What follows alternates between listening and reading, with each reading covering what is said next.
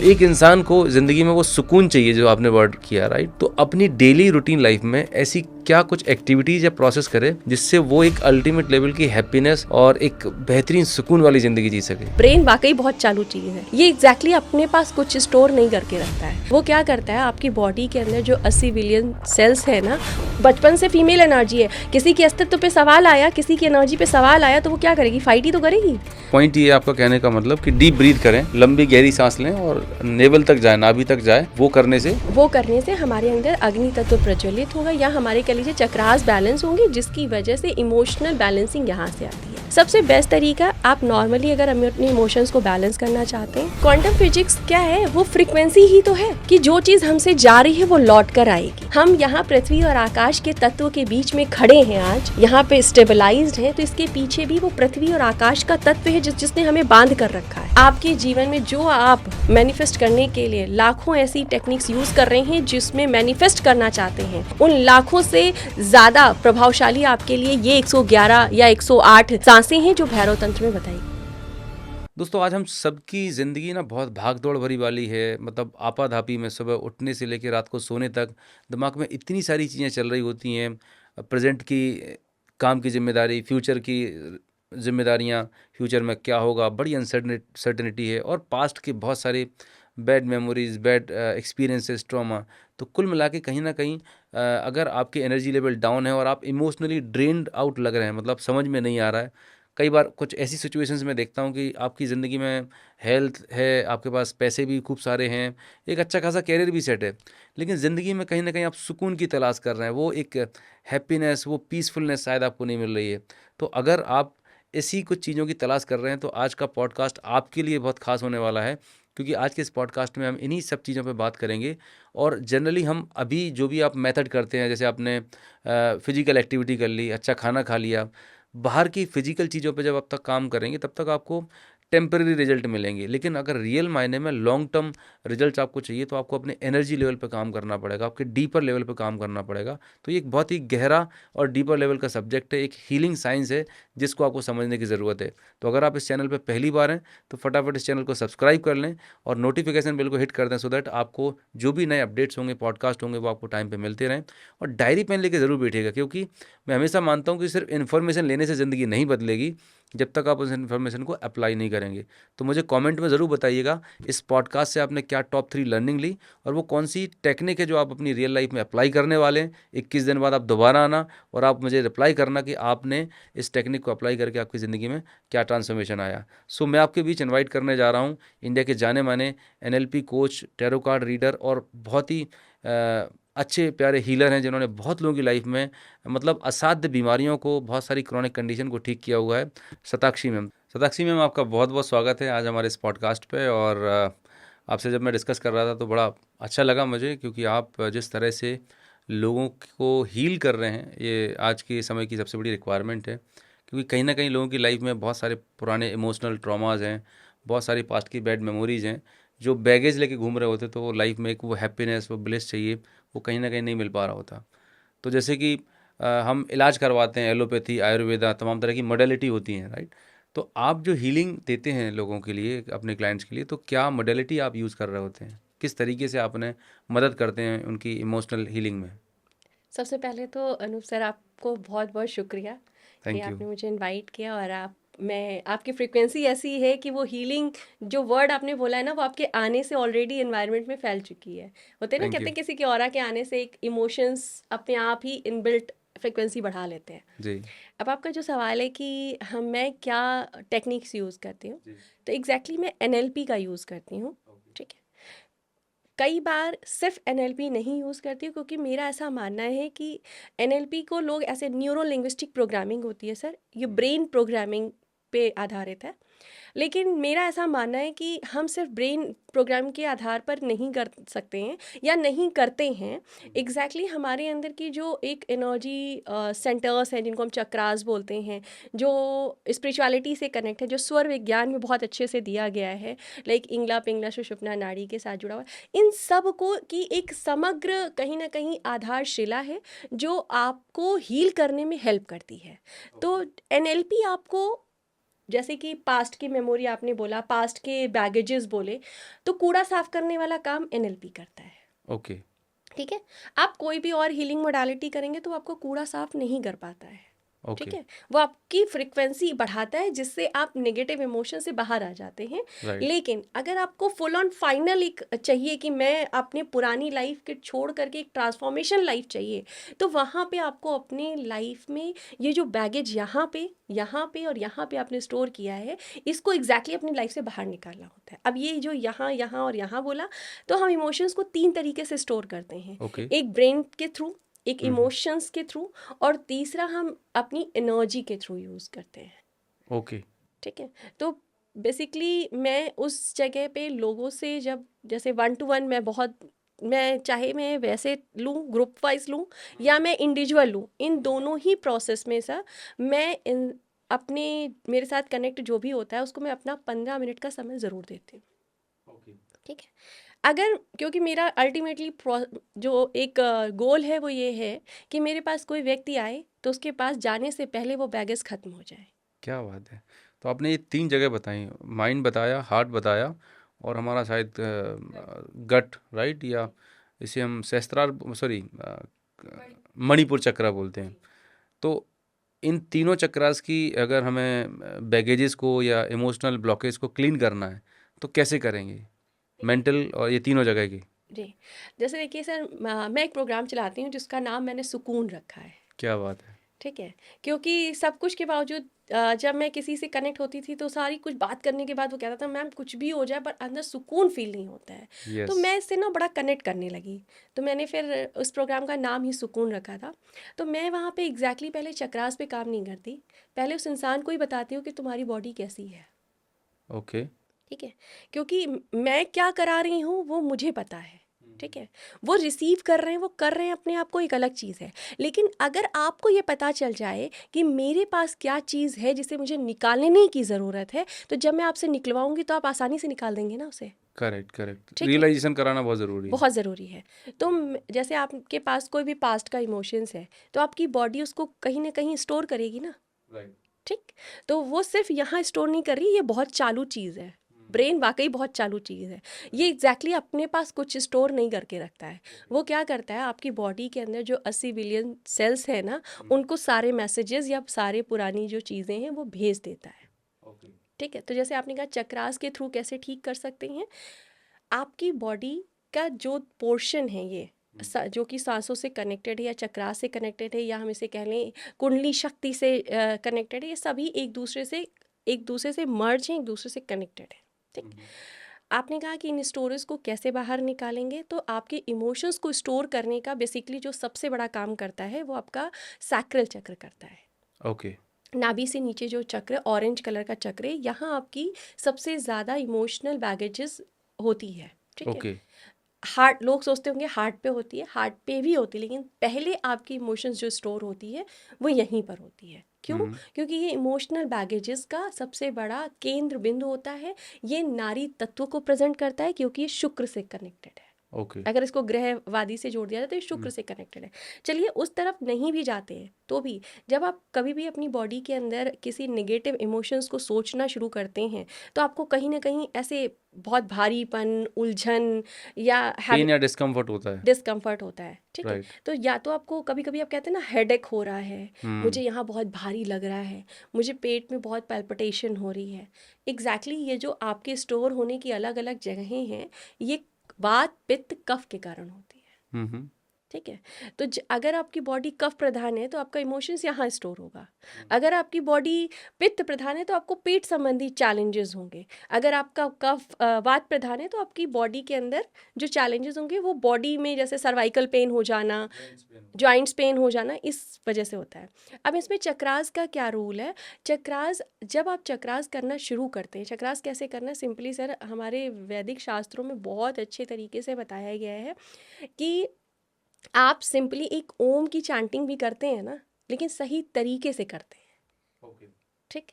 मैंने ये देखा है बहुत बार जब मैं सेशन कराती हूँ और मैं पूछती हूँ कि अभी आप कैसे ओम की चैंटिंग करते हैं।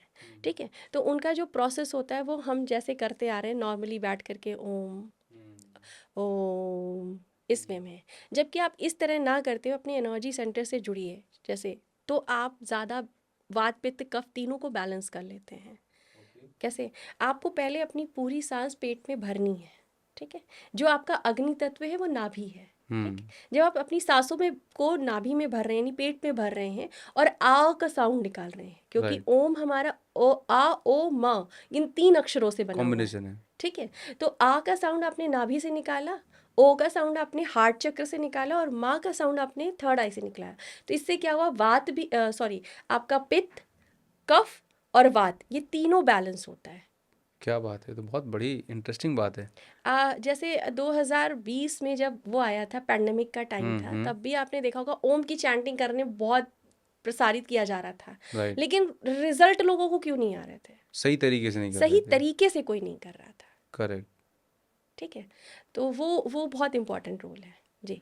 तो आपने बताया कि ये तीनों जगह के चक्रास हैं, और ओम का उच्चारण अगर सही तरीके से क्या है, आ ऊ और ओम माँ करके, तो ये जो हमारी एनर्जी गड़बड़ हो गई है, बैलेंस ख़त्म हो गया, तो वो अलाइनमेंट में आ जाते हैं, राइट।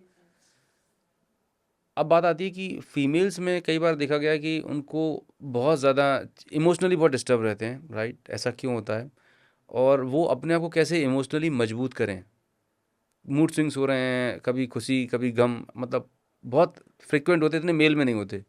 तो वो कैसे अपने आप को इमोशनली एम्पावर करें? किसी ने कुछ कह दिया तो वही बुरा लग गया, राइट। और बहुत जल्दी जल्दी आप होता है ना, अ, सोच में पड़ जाना। तो ऐसा क्या रीज़न होता है खासकर फीमेल्स के साथ में? मुझे मेल्स का तो नहीं मालूम, लेकिन हाँ फीमेल्स में ज़्यादातर देखा हुआ है, और खासकर मैरिड लाइफ में तो और ज़्यादा एक्सपीरियंसेस होते हैं। तो कैसे वो बैलेंस करें अपने आप को? देखिए अनूप सर, यहाँ पे ना उससे पहले जहाँ पे बात हम एक समय, यानी वुमेन्स को आज चैलेंज हो रहा है, लेकिन इसको अगर मैं कहूँ कि थोड़ा हम रूट पे जाएं, वहाँ से ठीक करने की ज़रूरत है। तो एक हमारे पूर्वज कहते हैं, बीती ताई विसार दे, आगे की सुध ले, ठीक है। तो आज की डेट में हर फीमेल जो मदर है, पहले उसे ये संकल्प लेने की ज़रूरत है कि आज की डेट से हम अपने बच्चे को, यानी जो हमारे पास गर्ल्स चाइल्ड है, चाहे हमारे पास बॉयज़ चाइल्ड है, उसको मेल बनने पे मजबूर नहीं करेंगे, और फीमेल चाइल्ड को फीमेल बनने पे मजबूर नहीं करेंगे। पहले ये संकल्प लेने की ज़रूरत है। हम यहीं पर ही उसका रूट खराब कर दे रहे हैं, ठीक है। क्यों खराब कर रहे हैं? ये जो इमोशनल बैगेज आज आ रहा है, इसका रूट वहीं बन रहा है, कैसे? ठीक है। एक लड़की है, जब वो मान लीजिए किसी के पास गर्ल्स चाइल्ड है, मेरे पास एक गर्ल्स चाइल्ड है, ठीक है। वो जब भी आपके पास आ रही है, थोड़ा तेज बोल रही है, ठीक है, या स्टैंड ले रही है, या वो कहीं गई है तो वो कुछ जवाब दे रही है, तो हम उससे ये नहीं कहते कि ये देना गलत है, हम उससे कहते हैं तुम लड़की है, धीमे बोलो। आज भी होता है, आज भी लोग कहते हैं लड़की हो धीमे बोलो। धीमा बोलना इसलिए ठीक है कि इरिटेटिंग लग रहा है, पर इसलिए कि आप गर्ल्स हो इसलिए धीमे बोलो, नॉट गुड, राइट। ठीक है। तो यहाँ से आप क्या करते हो, यहाँ से आप स्त्री तत्व को जो है आप बहुत ज़्यादा प्रोवोक कर रहे हो, मतलब कि उसकी दबा रहे हो, और माफ़ कीजिएगा, मैस्कुलाइन जो एनर्जी है उसको आप दबा रहे हो, यानी कि आप उठने नहीं दे रहे हो, ठीक है। और जो फेमिनाइन एनर्जी उसको आप प्रोवोक कर रहे हो, ठीक। तो यहाँ से इनबिल्टिंग शुरू हो जाती है कि इमोशंस को बैगेज करना शुरू कर देती है एक लड़की जिसकी ब्रिंगिंग ऐसी ही हुई है। अब आते हैं जब शादी होती है, ठीक है। जब से आपने कहा कि एक मैरिड लाइफ में एक वुमेन को उस इमोशंस जो उसने बैगेज किया उसको कैसे निकालें, जब वो एक मैरिड सिचुएशन में आती है, तो उसके ऊपर सबसे बड़ा जो एक हर्ट आता है, वो ये आता है कि उसे मास्कुलाइन की तरह जीना सीखने देने के लिए बोला जाने लगता है। कैसे? उसको बोलते हैं कि अब मैन की तरह जियो, लेकिन इनडायरेक्टली, ठीक। जब वो बच्ची होती है तो उसको आप कोई जिम्मेदारी देते नहीं हो, ठीक। और जैसे ही वो मैरिज करके जाती है, आप उसको बोलते हो कि आप जिम्मेदारी उठाओ। क्या बात है। ठीक है, सही बात है। यही बोलते हैं ना, जिम्मेदारी उठाओ। जबकि जो हमारा मैस्कुलाइन एनर्जी है, वो जिम्मेदारी उठाने की एनर्जी को फ्रिक्वेंट करता है, ठीक है। तो जब उस फ्रीक्वेंसी को आपने बचपन से दबाया है, आफ्टर मैरिज आप उसको एकदम से प्रोवोक करोगे, तो वो आपको गलत तरीके से फाइट करेगी, रिएक्ट करेगी। तो अंदर क्या होगा, फाइट होगी एनर्जीज की। उसकी वजह से क्या होगा, आपकी फेमिनाइन और मैस्कुलाइन एनर्जी डिस्टर्ब होगी, ओके। ठीक है। तो फिर वो अब क्या बचपन से फीमेल एनर्जी है, किसी के अस्तित्व पे सवाल आया, किसी की एनर्जी पे सवाल आया तो वो क्या करेगी, फाइट ही तो करेगी।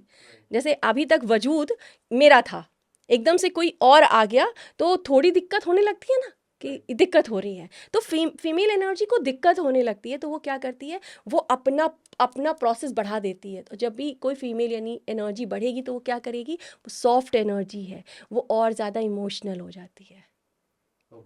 ठीक है, वो और भी ज़्यादा कहीं ना कहीं उस इमोशंस को उसको डाउन करने लगती है। जो मैस्कुलाइन पार्ट है उसे डाउन कर लेती है। आपका जो लेफ्ट पार्ट है ना, ये फेमिनाइन होता है, जो राइट पार्ट है ये मैस्कुलाइन है। इन दोनों का जो बैलेंस है वो अगर सही तरीके से नहीं है तो आप अपनी लाइफ में ना तो वैचारिक रूप से ठीक तरीके से काम कर पाएंगे, ना इमोशनली आप सही तरीके से काम कर पाएंगे, ना आप सोल वाइज अच्छे से काम कर पाएंगे।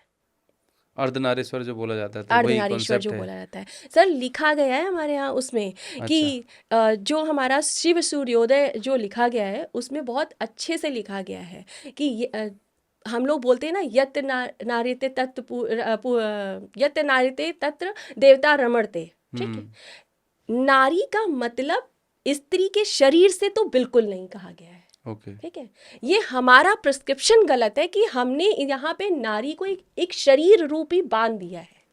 करेक्ट। ठीक है, अगर एक पुरुष है तो उसके अंदर भी एक स्त्री है। राइट, वेरी ठीक ट्रू। है, उसको हमने बचपन से मारा है। ठीक, ओके। हमने एक पुरुष के अंदर की स्त्री को बचपन से मार दिया है। तुम रो नहीं सकते। एक बच्चा अगर जाने लगता है कुछ करने, कुछ ऐसा काम जो एक स्त्री को करना है, वो क्या करते हैं, रोक देते हैं उसको, वो नहीं करना है। अरे तुम चलो, अभी मम्मी बना के दे देगी, अभी दीदी बना के दे देगी, रोक देंगे, या ये काम तुम मत करो, मैं कर लूँगी। ठीक है, तो उसको कैटेगराइज कर दिया गया है। जो आपकी फेमिनाइन एनर्जी है वाइट है, और जो मैस्कुलाइन एनर्जी है ये ब्लैक है। ओके। ठीक, आप एक मैन की मैस्कुलाइन एनर्जी को प्रोवोक कर रहे हैं, नहीं, ब्लैक एनर्जी को आप प्रोवोक कर रहे हो। जब ब्लैक एनर्जी को प्रोवोक कर रहे हो तो आप एक शुद्ध स्वरूप वाले समाज को कैसे एक्सपेक्ट कर सकते हो। ठीक है, आप कह रहे हो कि नारी जहां वहां पूजी जाएगी, वहां पूजा ईश्वर रमता है, तो चाहे वो पुरुष का शरीर हो चाहे वो स्त्री का शरीर हो, दोनों ही शरीर में दोनों की ही महत्ता है। आपको स्त्री को पूजना है तो पहले अपने शरीर के अंदर पूजो। अगर एक पुरुष एक स्त्री को यानी कि अपने फेमिनाइन साइड को भी बैलेंस करना सीख जाए, तो आप बताइए, जो आज की डेट में एक वुमेन्स के लिए सबसे बड़ा चैलेंज बना हुआ है सिक्योरिटी। ठीक है, कलकत्ता में होने वाला वो अटेम्प्ट, आज कितनी ही माँ बाप अपने बच्चों को मेडिकल कराने के लिए हॉस्टल भेजने से पहले डरने लगे हैं। ठीक है, दिल्ली में होने वाली कोई घटना, आज पेरेंट्स, बच्चा अगर 9 बजे से बाहर या 10 बजे से बाहर लड़की है तो डरने लगे हैं। ये डर उसी दिन खत्म हो जाएगा। तो अब सवाल ये पैदा होता है कि इस एनर्जी को बैलेंस कैसे किया जाए। सबसे पहले तो अंडरस्टैंड कैसे किया जाए और बैलेंस कैसे किया जाए। अंडरस्टैंडिंग के बारे में तो आपने काफ़ी कुछ एक्सप्लेन किया, but how to balance this energy. देखिए, बैलेंस करने के लिए सबसे बेस्ट तरीका है सर कि आपके पास कुछ हो या ना हो, श्वास है जो ऑटोमेटिकली चल रही है। ठीक है, आपको कोई थेरेपी नहीं आती, इसका कोई फ़र्क नहीं पड़ता, श्वासें चल रही हैं ना। लेकिन श्वास तो आप कम से कम पूरा लीजिए। ठीक है, 90% आज आपके व्यूवर या मेरे व्यूवर जो भी इसे देख रहे हैं, वो अगर चेक करें तो मैं ये दावे के साथ कह सकती हूँ, और प्लीज़ आप लोग कमेंट भी कीजिएगा कि आप में से कितने लोग हैं जब आप चेस्ट पे हाथ रख रहे हैं या पेट पे हाथ रख रहे हैं और आपकी सांस लेते समय आपका हाथ ऊपर आ रहा है, रिवर्स ब्रीदिंग कर रहे होते हैं ज़्यादातर लोग। तो आप क्या कर रहे हो, आधी सांसें ले रहे हो। आधी सांस। ठीक है, तो इससे क्या हो रहा है, अग्नि तत्व प्रज्वलित नहीं हो रहा है। ओके। ठीक है भाई, आपकी पूरी बॉडी में पंच तत्व है। ठीक, आपका अग्नि, वायु, जल, पृथ्वी, आकाश, इसमें सबसे ज़्यादा रोल जिसका माना गया है वो अग्नि है, क्योंकि वो प्राणा है। ठीक, अगर प्राण ऊर्जा में जो अग्नि तत्व है, मान लीजिए कि कहीं एक छोटा सा दिया जल रहा है, ठीक, और कहीं पर एक लकड़ी जल रही है, उस लकड़ी पर अगर हम थोड़ी सी हवा कर दें, यही होता है ना बचपन में, जो अगर कभी गांव में या कभी अभी जाड़ा होके गया या आपने कभी लकड़ियां जलाई हैं और उस पर हवा करें तो क्या होता है, अग्नि और तेज जलती है। ठीक है, आपको वायु और अग्नि का जो प्रोसेस बनाएगा वो बनाया ही इसलिए गया कि जब आप डीप ब्रीथ करेंगे तो अग्नि तक आपकी सांसें जाएंगी और वो प्रज्वलित होकर आपके सातों चक्रों से होकर क्राउन तक आएगी। ठीक है। अगर क्राउन तक आती है तो अग्नि क्या काम करती है, हवन क्यों करते हैं, हम अपने और अपने घर के आसपास की नकारात्मक ऊर्जा को दूर करने के लिए हवन करते हैं। ठीक, तो सेम हवन आपके शरीर के अंदर भी प्रोसेसिंग की गई है, लेकिन आप उस हवन को कर ही नहीं रहे हो, इसीलिए बाहर के हवन की जरूरत पड़ रही है। इसीलिए बाहर की ओर। ठीक है, तो जब आपको ऊपर ये अग्नि आती है तो आपके चक्रास में जो रूटीन में आप इमोशंस इकट्ठा कर रहे हो या नेगेटिविटी इकट्ठा कर रहे हो वो बर्न हो जाती है, तो आप बर्निंग प्रोसेस को रोक रहे हो। सो पॉइंट ये आपका कहने का मतलब कि डीप ब्रीथ करें, लंबी गहरी सांस लें और नेवल तक जाए, नाभि तक जाए। वो करने से हमारे अंदर अग्नि तत्व प्रज्वलित होगा या हमारे कह लीजिए चक्रास बैलेंस होंगे, जिसकी वजह से इमोशनल बैलेंसिंग यहाँ से आती है। सबसे बेस्ट तरीका, आप नॉर्मली अगर अपने इमोशंस को बैलेंस करना चाहते हैं, जो सबसे बेस्ट तरीका होता है कि जैसे कि कोई भी वुमेन है आज की डेट में, उसके पास कुछ चैलेंज ऐसे हैं कि उसको कोई सुनने वाला नहीं है। ठीक है, ये चैलेंज सिर्फ वुमेन्स के पास नहीं है, एग्जैक्टली ये मेंस के पास भी है।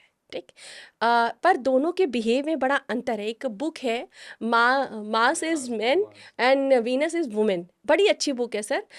जब एक स्त्री और पुरुष के व्यवहार में अंतर है तो दोनों से एक्सपेक्टेशन, एक दूसरे से सेम एक्सपेक्टेशन दोनों करेंगे तो वो गड़बड़ होएगी होएगी। ठीक है, वीनस क्या करता है, सॉफ्ट एनर्जी है, वो एक्सप्रेस कर, किसी वुमेन्स के पास दिमाग की बिल्कुल कमी नहीं है, उनको आपसे बेहतर सलाह अपने आप को देनी आती है, वो किसी भी काम को ऑर्गेनाइज करने में बहुत एक्सपर्ट होती हैं, पर उनको अपने इमोशंस को एक्सप्रेस करने, उसको सुनने और उसमें हामी भरने वाला कोई होना चाहिए। एग्जैक्टली ठीक है, इसको ऐसे मान लीजिए कि उसको एक तरीके से नर्चर करने की ज़रूरत इसलिए है क्योंकि वो एक्सप्रेस करना चाहती है। और मास कैसा है, मास एक ज्वलंत एनर्जी है। ठीक है, उसको सुनना नहीं पसंद है, उसको ये है कि आप कमांड दो मैं काम करूँगा। वो एनर्जी है, मतलब वो फास्ट एनर्जी है, उसको कमांड चाहिए, वो कमांड काम करेगा। अब दो विपरीत एनर्जी को एक साथ रखकर एक अलग लेवल की एक्सपेक्टेशन की जा रही है, तो वो फिर एक अलग तरीके, ये दोनों को समझने की ज़रूरत है, वुमेन को भी और मेन को भी, कि कहीं ना कहीं हमें वो मेंस के अकॉर्डिंग और कहीं वुमेन को ये समझने की ज़रूरत है कि हम मेंस के अकॉर्डिंग, या मेंस को समझने की ज़रूरत है कि हमें वुमेन्स के अकॉर्डिंग कुछ चीज़ों में एक सिंपल चीज़ों को करने की ज़रूरत है। जैसे कि अगर एक वुमेन को बताने की ज़रूरत है और वो नहीं सुन रहा है, तो भाई आपके पास बताने के लिए सिर्फ वो एक सिंगल माध्यम नहीं है, बहुत सारी ऐसी रेमेडीज़ हैं। एक कैथारसिस इसमें से एक है। आप पेन उठाइए, कॉपी उठाइए, दिन भर की जितने भी विचार हैं आप लिख डालिए और जला दीजिए उसे, खत्म हो गए। मतलब अगर कई बार ऐसी सिचुएशंस आती हैं जहाँ आपके अंदर बहुत सारे इमोशंस भरे हुए हैं और आप उन्हें एक्सप्रेस नहीं कर पा रहे हैं, तो ये जो आपने बताया कैथारसिस की प्रक्रिया, या आप लिख लें, खूब सारा लिख लें, पूरा उतार दें आराम से, रोना आ रहा है, जैसा जैसा आ रहा है वो सब रिलीज़ कर देंगे तो आप बहुत हल्का फील करेंगे। बहुत हल्का फील करेंगे।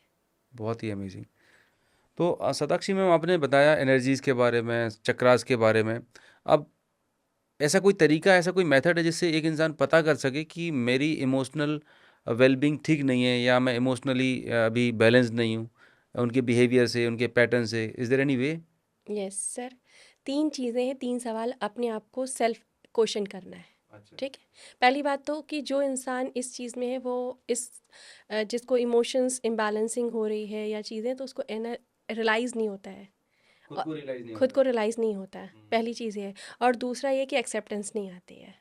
तो ये सबसे मेजर ब्लॉकेजेस हैं जो किसी भी इमोशंस को आप रिलीज़ नहीं कर पाते हो। तो सबसे पहले इम्पॉर्टेंट ये रियलाइज़ करना है कि आप एक ऐसे प्रोसेस में हो जहाँ मेंटली आप फिट नहीं हो। ठीक है, कई बार हम चलती फिरती ज़िंदगी में जो आम लोगों से मिलते हैं, जब उनको आप, जैसे मैं जब भी कोई काउंसलिंग करती हूँ तो वो एक इंसान नॉर्मल है, मेरे से बात कर रहा है, मैम मुझे बस सीखना है आगे पढ़ाने के लिए। मैंने कहा पहले आप खुद को तो ठीक कर लीजिए।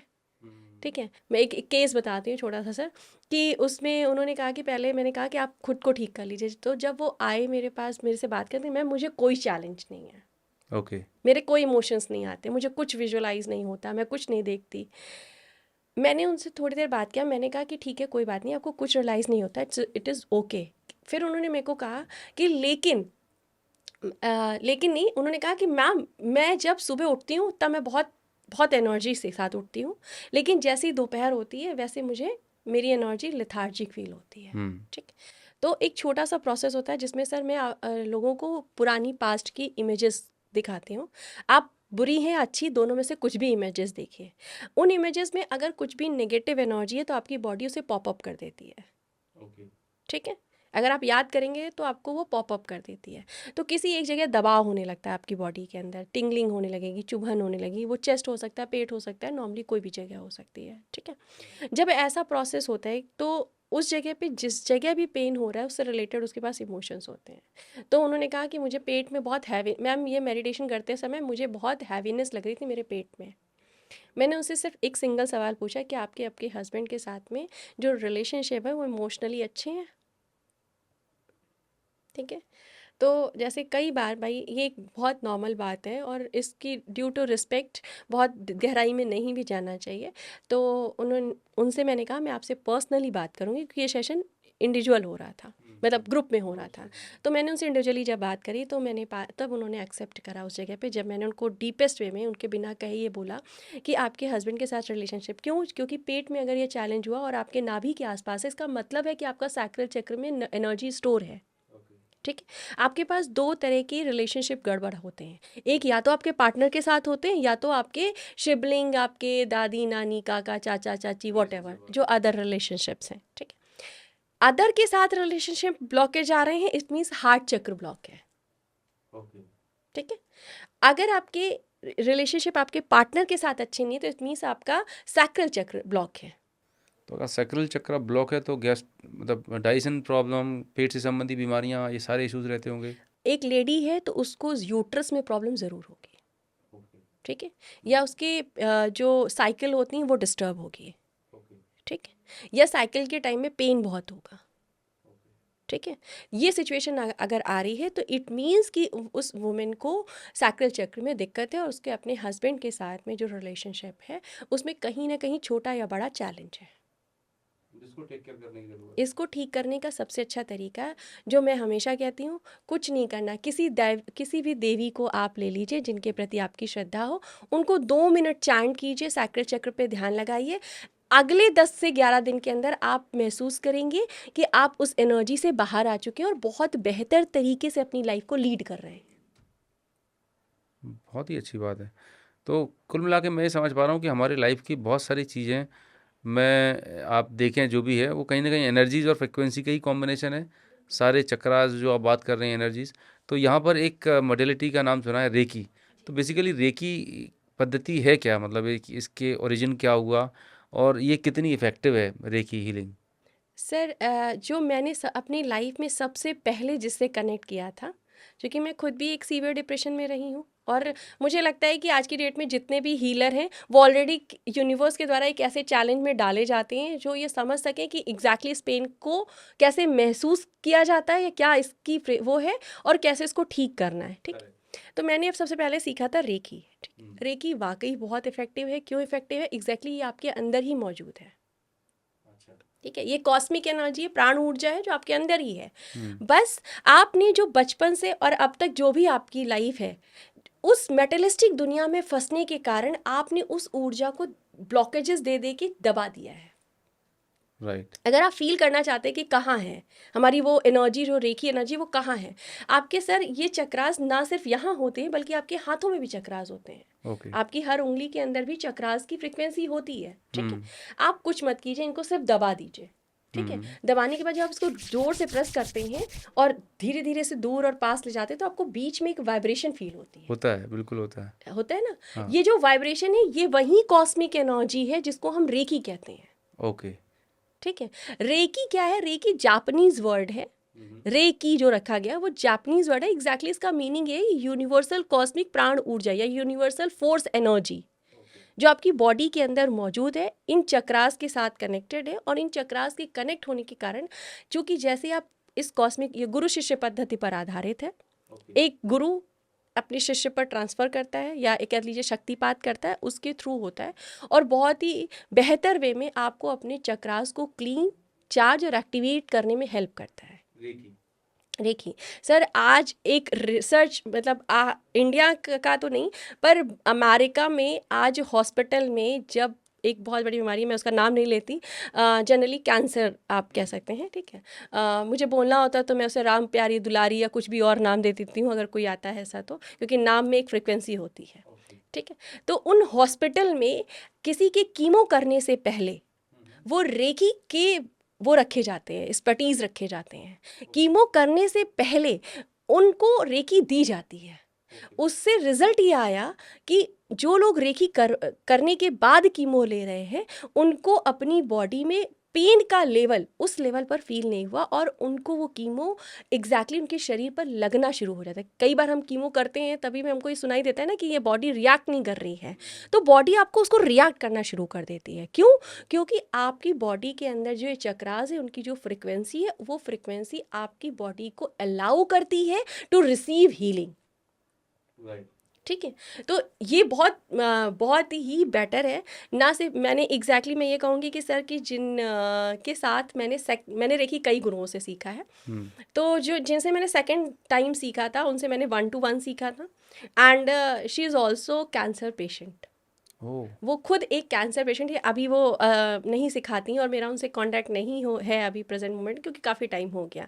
वो मैं और एक ही बैच में कुछ सीख रहे थे। सी सेड कि मैंने उनका रिव्यू सुना, तो जस्ट आई वांट टू से कि मुझे आपसे सीखना है, आपका जो भी वे रहा हो, क्योंकि मुझे ये पता करना था कि कैंसर इन्होंने अगर अपना ठीक किया है तो इन्होंने क्या टेक्निक और किस तरह यूज़ किया होगा, ठीक है। क्योंकि सर एक विचार 4 कदम चलते ही चेंज हो जाते हैं। एक विचार जो मैंने आपसे कहे, आपने किसी और से कहे, आपने किसी और से कहे, तो वो चेंज हो जाते हैं, ठीक। बात है। तो ज्ञान जो पुराने जमाने से यहाँ तक रेकी में बहुत बहुत बहुत मॉडर्निटी आ चुकी है, तो जो वहाँ से चलकर यहाँ तक इतना मॉडर्न हुआ है, तो ऑब्वियसली उनसे भी मुझे कुछ नया सीखने को मिलेगा, राइट, ठीक। तो उन्होंने ये बताया था कि उनके डॉक्टर ने उनको ये बोल दिया था कि आप अब बचेंगे नहीं। आप, उनके 2 छोटे बच्चे थे, कि आप जो है बचेंगे नहीं, आप जा कर के घर पे रह रही है। रेकी के माध्यम से उन्होंने अपने कैंसर को मात दिया और अपने बच्चे को भी और अपनी फैमिली को आज हैप्पीली लीड कर रही हैं। इतनी ताकतवर है रेकी। हाँ, तो इसके पीछे कोई क्लिनिकल ट्रायल, साइंटिफिक एविडेंस, ऐसे कुछ प्रमाण हैं? कई बार इनको बोलते हैं ऑकल्ट, बोलते हैं कि इनका कोई वैलिड नहीं है, जस्ट एक फील गुड फैक्टर वाले चीज़ें होती हैं, ऐसा है क्या? साइंटिफिक रीज़न है, ठीक है। क्या रीज़न है? ये क्वांटम फिजिक्स, अगर आप एक क्वांटम फिजिक्स है, क्वांटम फिजिक्स क्या है? वो फ्रीक्वेंसी ही तो है, ठीक है, कि जो चीज़ हमसे जा रही है वो लौट कर आएगी, ठीक। हम यहाँ पृथ्वी और आकाश के तत्व के बीच में खड़े हैं, आज यहाँ पे स्टेबलाइज्ड हैं, तो इसके पीछे भी वो पृथ्वी और आकाश का तत्व है जिसने हमें बांध कर रखा है, ठीक। जिसने हमें बांध कर रखा है वो कहीं ना कहीं उस ऊर्जा से और मदर अर्थ की ऊर्जा से कनेक्ट कर रहा है, यानी जाने और आने और जाने का प्रोसेस है, जो हमारी बॉडी के अंदर भी है, इस फ्रिक्वेंसी में भी है, तो वो अस्तित्व में है। इसका सीधा सा प्रमाण क्वांटम फिजिक्स में मिलता है। कैसे मिलता है? ये आप देखिए, जब आप आंखें बंद करके, आइज़ क्लोज करके उस ऊर्जा से मेडिटेटिवली कनेक्ट होते हैं, तो आपका जो फ्रंटल लोब है ये बढ़ता है, आपका हिप्पोकैम्पस बढ़ता है, ठीक है। जब ये बढ़ता है तो ये क्यों बढ़ रहा है? क्यों बढ़ रहा है? तो इसके पीछे का एक साइंटिफिक रीज़न है कि आपके अंदर की जो फ्रिक्वेंसी है वो बढ़ रही है, तो वो मेमोरी को स्टोर करने के उस बॉक्स को भी बढ़ा रही है, राइट, ठीक है। तो अगर कोई ऐसी चीज़ है जो आप कर रहे हो, दिख नहीं रही है, पर आपके कोई एक बॉक्स है वो बढ़ रहा है, इट मीन्स कि वो एग्जिस्ट कर रही है, करेक्ट, ठीक है। तो अगर कोई चीज़ एग्जिस्ट कर रही है और बड़ा और छोटा करने का प्रोसेस कर रही है, तो ये साइंटिफिक प्रूवन भी तो है, राइट, ठीक है। तो मैं ये कहूँगी कि रेकी डेफिनेटली साइंटिफिक भी है, अनुभव की चीज़ है, एक्सपीरियंशियल चीज़ है, एक्सपीरियंस पे है। तो अगर किसी को रेकी सीखना है, राइट, तो लगभग क्या टाइम लगता है, क्या प्रोसेस होती है रेकी लर्निंग के लिए? इनके कुछ लेवल्स रहते हैं ना, मास्टर, ग्रैंड मास्टर और सब कुछ ऐसे लेवल?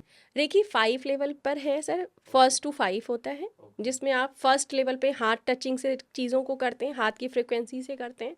दूसरे लेवल पे आपके पास कुछ सिंबल्स आ जाते हैं, 3 सिंबल आ जाते हैं, चौकुरे सही हुंशा जशन, जो चाइनीज़ सिंबल्स बनाए गए हैं। जैसे ओम की एक फ्रिक्वेंसी है, हम सिंबल बनाते हैं, स्वास्तिक एक सिंबल है, वैसे ही रेकी भी अपने कुछ सिंबल्स के साथ आपको ठीक करने का काम करती है, ठीक है। तो उसमें हम डिस्टेंस में हीलिंग देना शुरू कर देते हैं। थर्ड लेवल में हम कुछ चीज़ें उसकी कुछ एक सिंबल बढ़ा देते हैं और कुछ चीज़ों में हम साइकिकली काम करना शुरू कर देते हैं, देखिए साइकिक सर्जरी का प्रोसेस है उसके अंदर। एक बहुत अच्छा इसमें मतलब मेरे पास रिव्यू भी है ये कि मेरे साथ एक काउंसलर थी जिनके स्टोन था, ठीक है, और उनको ये बोला गया था कि आपको ऑपरेशन कराना पड़ेगा, ठीक। गॉल ब्लैडर का स्टोन जाता नहीं है सर बिना ऑपरेट के। हाँ, या तो ऑपरेशन ही होता है या फिर दूसरे आयुर्वेदिक नेचुरल तरीके आयुर्वेदिक निकालने पड़ते हैं, पर नेचुरोपैथी एलोपैथी में सर्जरी ऑप्शन और कोई दूसरा सर्जरी ऑप्शन नहीं ऑप्शन है। है, ठीक। राइट। उन्होंने अपनी रेकी के माध्यम से उस स्टोन को ख़त्म किया था और क्या बात ऑपरेट है। नहीं करा था, जबकि उनके जो फैमिली मेम्बर में कुछ लोग सर्जन थे, अच्छा, और उन्होंने उनसे टाइम मांगा था कि मुझे 1 महीने 1.5 महीने का टाइम दे दीजिए, आफ्टर दैट डेफिनेटली आपको ये सर्जरी करने की ज़रूरत नहीं पड़ेगी। तो इतने पावरफुल रिजल्ट मिल जाते हैं रेकी से। मतलब आपने कैंसर का एग्जाम्पल दिया, गॉल ब्लैडर का एग्जाम्पल दिया, तो जो भी डिसीजेज़ हैं इनको हम हील कर सकते हैं, क्योर कर सकते हैं, ऐसा है। पर उसके लिए कोई तुलसीपैथी की ज़रूरत नहीं है, सिर्फ रेकी के माध्यम से हो सकती है। नहीं सर, हम कभी भी ये नहीं कहते कि आप अपनी मेडिसिन बंद करें, अच्छा। ठीक है ना। मैं कभी कहती हूँ और मुझे लगता है कि कहना भी नहीं चाहिए, क्योंकि आप इंस्टेंटली, क्योंकि ये सब लंबे प्रोसेस होते हैं, आपको एक टाइम लगता है, और इंस्टेंट आपकी बॉडी को अगर किसी रिलीफ की ज़रूरत है तो आपको मेडिकली भी जाना चाहिए। बट उसमें क्या आपको एक फ़ायदा ये होता है कि जैसे कई बार होता है कि हम अपनी मेडिसिन ले रहे होते हैं और हमारी बॉडी उसको रिसीव करके खुद को ठीक नहीं कर रही होती है, तो डॉक्टर क्या कहते हैं, आपकी बॉडी जो है उस रिस्पॉन्ड नहीं कर रही है, ठीक। तो वो जो रिस्पॉन्ड नहीं करने का जो प्रोसेस है उसको रेखी निकाल के बाहर कर देती है, आपकी बॉडी उसको रिस्पॉन्ड करना शुरू कर देती है। मतलब जो रिजल्ट मुझे 6 महीने मिलने थे, हो सकता है वो 1 महीने 2 महीने 1 महीने मिल में जाए। मिल मतलब जाए, हीलिंग प्रोसेस या मतलब जो रिपेयरिंग की प्रोसेस है वो फास्ट हो जाती है रेकी। फास्ट हो मतलब जाती है। यूँ कहें कि एक हमारी प्रोसेस के लिए कैटलिस्ट का काम करती है, कैटलिस्ट उसको का स्पीड अप कर देती है। काम, यस रेकी का काम ये है। यस। जैसे सर बहुत बार आपको सुनने में मिलता है कि मैं प्रोकास्टिनेट करते हैं, मैं बहुत ओवर थिंकिंग, बहुत लेथार्जिक रहती हूँ, मुझे अंदर ऊर्जा फील नहीं होती। जो रेगुलर रेकी करते हैं उनको ऐसा लगता है कि मैं हनुमान हो गया, क्या बात है। ठीक है। मतलब ये अनुभव की चीज़ है। मैंने जैसे कहा कि रेकी करने के बाद ना, चूंकि आप अपनी चक्रास को रेगुलर क्लीन कर रहे हो, अपनी एनर्जी सेंटर्स को क्लीन कर रहे हो, आप रोज कॉस्मिक एनर्जी से कनेक्ट हो रहे हो, तो आपको अपनी ऊर्जा का एहसास होता है। उस ऊर्जा के साथ जब अपना काम करते हो तो आपको उस काम की बर्डन महसूस नहीं होती। तो रेकी अगर जो सीखना चाहता है या खुद के लिए करना चाहता है तो डेली लगभग कितना टाइम निकालते होंगे, या साधना करने के लिए या प्रैक्टिस करने के लिए? देखिए, आप रेगुलर बेसिस पे अगर 21 मिनट 30 मिनट तक दे सकते हैं, ठीक है, तो अपनी लाइफ के बहुत बड़े मेजर चैलेंजेस ना सिर्फ डिजीज़ ठीक करते हैं, बल्कि आप अपने रिलेशनशिप, क्योंकि सभी कुछ हमारी इन एनर्जी चक्रास से पे है, कनेक्टेड है, सही ठीक बात है। है। तो आप अपने रिलेशनशिप भी ठीक करते हैं, अपनी फाइनेंशियल कंडीशन भी ठीक करते हैं, अपने आसपास का एनवायरनमेंट चेंज करते हैं। सर मेरे पास कितने लोग ऐसे आते हैं जो ये कहते हैं कि मेरे फैमिली के इस मेंबर का बिहेवियर चेंज हो गया, क्योंकि सामने वाला आपके साथ जो बिहेव कर रहा है वो आपके अंदर की फ्रीक्वेंसी के कारण कर रहा है। आपने अपनी फ्रीक्वेंसी चेंज की तो ऑटोमेटिकली उसका बिहेवियर आपके प्रति ठीक हो गया। मतलब प्रॉब्लम यहाँ पर है कि हम चाह रहे हैं कि मेरी सास या मेरे हस्बैंड मेरे तरीके से बिहेव करें, मतलब हम उन्हें बदलना चाह रहे हैं। बल्कि स्मार्ट तरीका कितना अच्छा है, अपने अंदर की फ्रिक्वेंसी एनर्जी बदल रहे हैं तो वहाँ का इम्पैक्ट बदल जाएगा। ये ज़्यादा स्मार्ट वर्क है रादर ज़्यादा देन स्मार्ट सामने वर्क वाले है, को चेंज बोलना करना। भी नहीं पड़ेगा सर, बिना बोले काम हो रहा है। बिना बोले काम हो रहा है। क्या बात है, ये तो यही तो बड़ा बात है सर कि हमारे चमत्कारिक चीज़ बॉस, बता रहे हैं आप। जी ये तो बड़ी चमत्कारिक और बहुत पावरफुल चीज़ है। जी एक और चीज़ जैसा आपने बताया मुझे ड्यूरिंग डिस्कशन कि टेरो कार्ड रीडर, तो ये टेरो कार्ड का क्या है, कहाँ से ओरिजिन हुआ, और इनसे हेल्थ में और ओवरऑल वेलबींग में क्या इम्पैक्ट आता है? मतलब देखिए, टैरो एक ऐसी चीज़ है जिसको आप ऐसे कह लीजिए कि ये ऊर्जा की स्टोरी है, ठीक है। जब तक आप अपने साथ खुद नहीं जुड़ रहे हैं, ठीक है, जब तक आप अपने अंदर की उस प्योरिटी को नहीं प्राप्त कर रहे हैं, आप टैरो नहीं कर सकते। क्योंकि अगर आपको टैरो करना है तो आपको अपने अंदर की प्योरिटी को समझना होगा, ठीक है। अब प्योरिटी का मतलब ये नहीं है सर कि आपने आज पूजा करना शुरू कर दिया तो आप प्योर हो गए, ठीक है, या आप स्नान करके आ रहे हैं तो आप प्योर हो गए, ठीक है। प्योरिटी का मतलब है इनसाइड प्योरिटी, ठीक है। इनसाइड प्योरिटी मतलब आप अपने अपने आप से लोगों को माफ़ कितना अच्छे से कर पा रहे हैं, आप सामने जो व्यक्ति है उसके साथ जो आपका बिहेवियर है वो कितना ज़्यादा ग्राउंडेड है, ठीक है। आप अपने अंदर की जलन, गुस्से, क्रोध को अपने से कितना दूर रख पा रहे हैं। मतलब आप एक अच्छी वाइब्रेशन में काम करते हैं तो ही आप टैरो कर पाते हैं। ऐसा टैरो नहीं है कि सिर्फ आपने कार्ड ले लिया, उसको निकाला तो वो हो गया। मतलब जैसे कि मुझे गाड़ी चलानी है, मैंने गाड़ी खरीदी, लाइसेंस लिया, लर्निंग आया, चलाना शुरू कर दिया, ऐसा नहीं है। सबसे पहले अपने आप को क्लीन करना पड़ेगा। मतलब अगर एक हीलर बनना है तो सबसे पहले खुद को हील करें, तभी जाके आप किसी और को हील कर सकते हैं। एग्जैक्टली देखा जाए तो सर, चाहे आप हों, हम हों, या जो भी इस इंडस्ट्री से या इस प्रोसेस से जुड़े हुए हैं, उन्होंने कभी ना कभी पहले खुद पे ही काम किया है। क्योंकि उनकी लाइफ में भी कुछ ऐसे चैलेंजेस या ऐसे टास्क यूनिवर्स ने उनको दिए हैं कि just look it your self.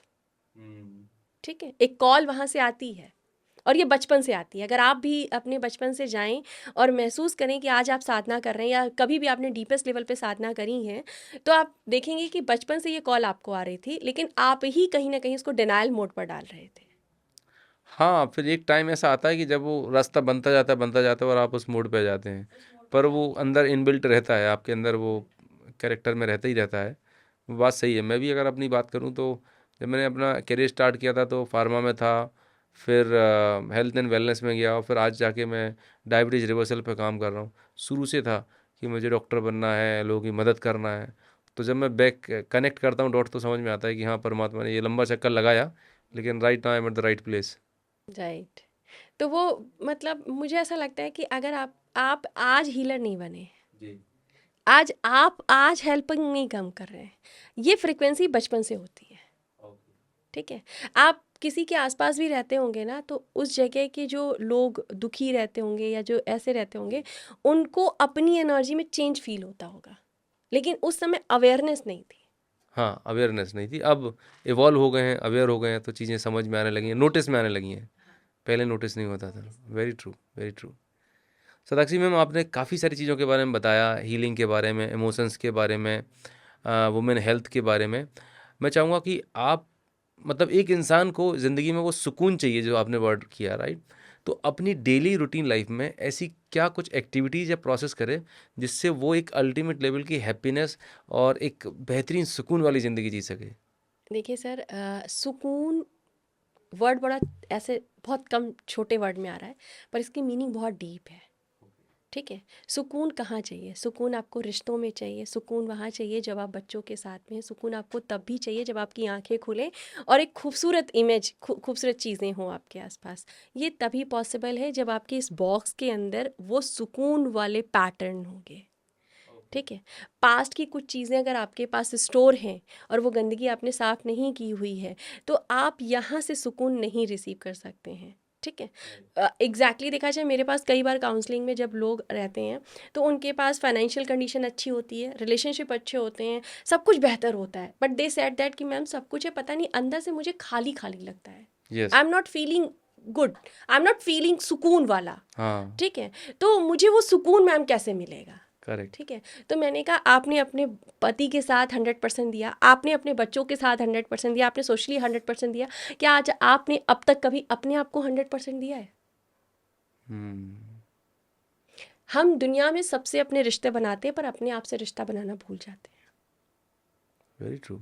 ठीक है, तो जिस दिन हम अपने आप से रिश्ता बनाने के लिए सर, सबसे बेस्ट पार्ट 3 चीज़ यहाँ कहूँगी कि कोई अपने रूटीन वे में अगर कुछ अपने आप को नॉर्मल सुकून में रखना चाहता है, रोज़ खुश रहना चाहता है, सर कुछ नहीं है, हमारे शास्त्रों में बहुत अच्छा दिया हुआ है, बहुत अच्छी चीज़ है। आप सभी चाहे किसी भी धर्म से जुड़े हुए हैं, आप सभी के पास कुछ ना कुछ बोलने के लिए होता है। मतलब कुछ मंत्र होती हैं, कुछ कलमे होते हैं, कुछ तरह का आप अलग तरह की चैंटिंग प्रेज होती हैं जो आप कर रहे होते हैं। एक छोटा सा यहाँ पे एक करूँगी सर, अगर आप अपने हाथों को इस तरीके से करें, ठीक है, जी। ये आपका ऑरा है। हाँ। ठीक है, अगर आप ऐसे करें, ये ऑरा चेक करने का एक तरीका भी है, और धीरे धीरे आप अपने हाथों को लेके आएंगे ना, आप चाहे तो हमें ज्वाइन कर सकते हैं। बिल्कुल, बिल्कुल। ठीक है, तो अगर आप इसे धीरे धीरे अंदर तक लाएं तो एक समय के बाद आपको अपने हाथों के बीच में ना गर्माहट फील होगी।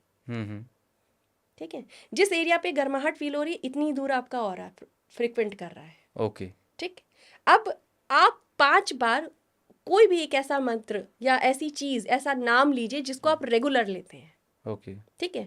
लाइक जैसे कि मैं मान लीजिए कि ओम गम गणपतये नमः बोलते हैं या हम्म। कोई दूसरी फ्रिक्वेंसी आप बोलते हैं, ठीक, जी। उसको 5 से 10 बार बोलिए और दोबारा आप ऐसे करेंगे तो हम्म, आपको महसूस होगा कि अगर आपको यहाँ गर्म फील हो रहा था बढ़ तो जाएगा। नेक्स्ट टाइम यहाँ हो जाएगा। ओके। ठीक। तो यानी कि अगर आप रूटीन वे में रेगुलर बेसिस पे अपने आप को एक थोड़ा नॉर्मलाइज रखना चाहते हैं, थोड़ा सुकून में, थोड़ी एनर्जी अच्छा रखना चाहते हैं, तो आप वो वाले फॉर्म में नहीं, राधे राधे राधे राधे राधे राधे राधे ऐसे हाँ। वाला सिचुएशन नहीं, एक फ्रिक्वेंसी के साथ जुड़ें, उन रेगुलर बेसिस पे कोई एक चीज़ करें, अपना ही नाम ले लें तो भी चलेगा, हम्म। उसको बोलना शुरू करें। आप सिर्फ इतना भी बोलें कि I am very happy, I am very happy, I am very happy, I am very happy. It is also मंत्र। करेक्ट। मंत्र क्या है? शब्दों की वो फ्रिक्वेंसी जो आपको चाहिए, तो जो सही है। फ्रिक्वेंसी आप चाहिए वो आप चैंट करना शुरू कर दो, आपकी ऑरिक फील्ड बढ़ती जाएगी और आपके अंदर एक नॉर्मल, मैं ये 100% सुकून की बात नहीं कर रही क्योंकि कचरा यहाँ भरा हुआ है, हम्म। ठीक है, तो नॉर्मली आपको यहाँ से एक रिलैक्सेशन का फॉर्म मिलेगा। दूसरा सबसे बेस्ट तरीका है सर, गिनती सबको आती है, हम्म। ठीक है। सब अगर आप सुकून में रहना चाहते हैं, थोड़ा थॉटलेस होना चाहते हैं, थोड़ा अच्छी फ्रिक्वेंसी में रहना चाहते हैं, तो गिनती सबको आती है, यानी नंबर सबको आते हैं। रिवर्स काउंटिंग करना शुरू करें, ओके। ठीक है, जिसको हम सिल्वा टेक्निक भी कहते हैं, ठीक। आपको बस अपनी आंखें बंद करनी है, एक सामने बोर्ड विजुअलाइज करना है, 100, 99, 98, 97, ऐसे ऐसे रिवर्स काउंटिंग करते हुए 1 तक आना है। जनरली अगर आपके पास बहुत ज़्यादा नेगेटिव विचार या थॉट्स हैं, 40 तक बामुश्किल आप पहुंचेंगे, आप सो जाएंगे। क्या बात है।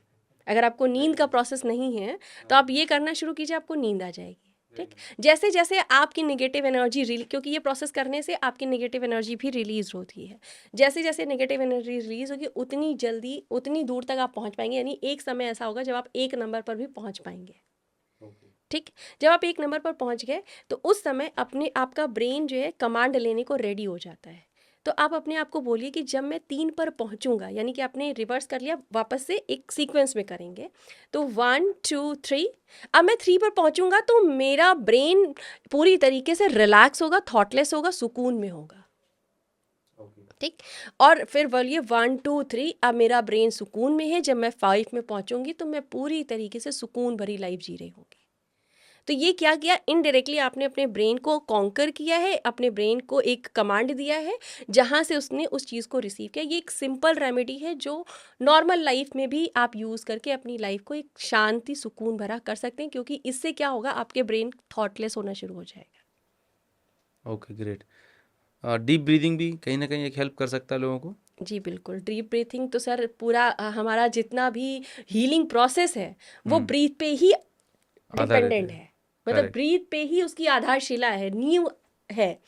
स्वर विज्ञान सबसे पहला आया था, और भैरव तंत्र सुना होगा भैरव तंत्र आपने, सुना है मैंने जिसमें जी। शिव जी पार्वती को सांसों की कला के आधार पर अपनी एनर्जी, अपनी ऊर्जा के साथ कनेक्ट करना सिखाते हैं, ठीक है। तो डीप ब्रीथिंग, एग्जैक्टली आज की डेट में लोग ब्रीथिंग ही आधी ले रहे हैं। जब आप डीप ब्रीथ करना शुरू करते हैं, लाइक पेट तक पूरी सांसें ले रहे हैं, तो उसमें क्या होगा सर कि आपके अंदर की जो ऊर्जा है वो सभी से कनेक्ट हो रही है, ठीक। दूसरा सबसे अच्छा तरीका है कि आप थोड़ी देर के लिए ना, जब भी, क्योंकि कोई भी काम हम जब अच्छा करने जा रहे हैं, शुभ करने जा रहे हैं, तो कहते हैं चंद्र नाड़ी चलनी चाहिए, लेफ्ट साइड वाली नाड़ी चलनी चाहिए। आप सिंपली इस राइट वाले को क्लोज करके लगभग अगर आप कर सकते हैं तो आप 111 कर लें, जो कि भैरव तंत्र में बताया गया है कि आप 111 लंबी गहरी सांस लें और उसे छोड़ दें। ये एक बहुत अच्छा मिरेकली मैनिफेस्टेशन का तरीका भी है। अगर आप अपने जीवन हॉस्टल में साथ इंटेंशन लेके, आप इंटेंशन नहीं भी लेंगे तो भी आप अपने पहले तो विचारों से सकारात्मक होना शुरू हो जाएंगे, और दूसरा आपके जीवन में जो आप मैनिफेस्ट करने के लिए लाखों ऐसी टेक्निक्स यूज़ कर रहे हैं जिसमें मैनिफेस्ट करना चाहते हैं, उन लाखों से ज़्यादा प्रभावशाली आपके लिए ये 111 या 108 सांसें हैं जो भैरव तंत्र में बताई। क्या बात है, बहुत ही बेहतरीन। तो मैम आपने काफ़ी कुछ चीज़ें कवर की, खासकर मेंटल हेल्थ के बारे में, एनर्जी के बारे में। सो बहुत सारी चीज़ें मैंने लर्न की, काफ़ी कुछ टेक्निक मैंने भी आज लर्न की और उनको मैं अप्लाई करने वाला हूँ, जो आपने अभी अभी लास्ट टाइम बताई। So thank you so very much ma'am, आपने इतना कीमती वक्त निकाला और हमारे ऑडियंस के लिए इतनी पावरफुल हीलिंग टेक्निक। वाकई में मतलब मैं तो खो गया था रेकी के बारे में जब बता रहे थे, क्योंकि मैं खुद हेल्थ के फील्ड में काम कर रहा हूँ। तो आई एम श्योर ये जो टेक्निक आपने बताई हैं हेल्थ में ओवरऑल क्वालिटी ऑफ लाइफ को इम्प्रूव करने के लिए मदद करेंगी लोगों को। अगर किसी को आपके माध्यम से कनेक्ट होना हो, राइट, आपकी मदद लेनी हो, तो किस तरह से कनेक्ट हो सकते हैं आपसे? देखिए, आप वहाँ पे जैसे कि इस पॉडकास्ट में भी हम नीचे कमेंट बॉक्स में या लिंक में हमारे जो हमारी नंबर है जी। उस पे कांटेक्ट कर सकते हैं। एक चीज़ और भी कर सकते हैं सर, कि अगर किसी को बहुत चैलेंज आ रहा है, आप उस नंबर पे कांटेक्ट करके, मेरा फ्री ऑफ कॉस्ट मेडिटेशन चलता है, ओके। जहाँ पे मैं कोई कॉस्टिंग नहीं लेती हूँ। उसके पीछे भी मेरा एक बहुत बड़ा मोटिव उद्देश्य है, ईश्वर उस पर अपनी कृपा बनाए रखे, ऐसे ही मान लें, कि सुबह मॉर्निंग में 5:30 बजे और शाम को 7:30 बजे ओके, आप ये लाइव लेते हैं? ये लाइव लेती हूँ मैं। और ये क्या मंडे कोई दिन फिक्स्ड है या ये पूरे? संडे सिर्फ नहीं होता है। मंडे अभी टू सैटरडे प्रेजेंटली मैंने रेगुलर? संडे बंद किया just because I am a mother, तो मैं हम्म। संडे अपनी बेटी को देती हूँ। ओके। तो अभी Monday to Saturday regular basis पे चलता है। संडे के लिए मैं एक प्रोसेस बता देती हूँ, कल आपको ये करना है, ओके, ठीक है? बहुत ही तो अच्छा है। ये आप जैसे आपके पास कांटेक्ट नंबर दिया हुआ है, तो आप इस कांटेक्ट नंबर पे कुछ भी अपना मैसेज कर सकते हैं, हम आपको डायरेक्टली वहाँ से कांटेक्ट कर लेंगे। Very nice. तो शताक्षी मैम, बहुत बहुत धन्यवाद, आपने अपना समय निकाला, जी, कीमती वक्त निकाला और कितने इंसाइटफुल हीलिंग मेथड्स और टेक्निक के बारे में बताया। So once again thank you so very much for joining thank this you so amazing much podcast. Anoop sir, कि आपने मुझे इनवाइट किया और उसका पार्ट बनाया, जो आप एक उद्देश्य लेकर चल रहे हैं लोगों जी, की लाइफ में हेल्पफुल तरीके से आगे बढ़ने के लिए। मुझे इसका हिस्सा बनाने के लिए आपको बहुत बहुत शुक्रिया। Thank you so very much. Thank you.